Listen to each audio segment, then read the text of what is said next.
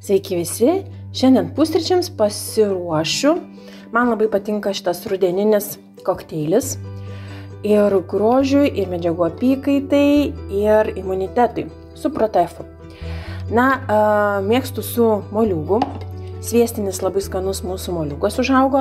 Ir tokiam glotnučio struktūrai man patinka bananas iš ryto, labai gerai virškinimui, salierų. Be salierų kažkaip ruduo man nelabai. Obuoliukai. Obuoliukus mūsų iš sodo. Tai mes su visa žievele visą For Life kolageną suberiu. Fantastinis kolagenas, 5 tipų kolagenas. Ir plaukams, ir odai, ir sąnariams,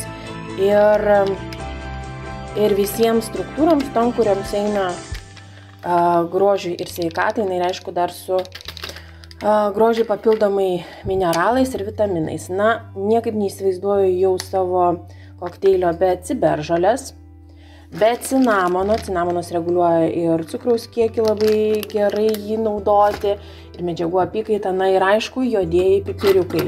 Jau be jų taip pat. Juoduosius pipiriukus čia turiu tokius labai pikantiškus tikrai. Šiaip ant peilio galo, bet tikrai mėgstu daugiau. Kas turite opaligės ar gastritus, tai nepiktnaudžiaukite, bet jis labai gerai šitas kokteilis. Ir vakare, tik aišku, kas skaičiuojate kalorijas, nenaudokite tada banano. Ir einame šaukštelį protefo ir įpilsime vandenuko ir įsime. Gavosi nerealiai tirštas. Kas mėgsta, dar gali vandenuko prasiskėsti, man tai labai patinka, o jau kvepa obuoliukais. Super skanu.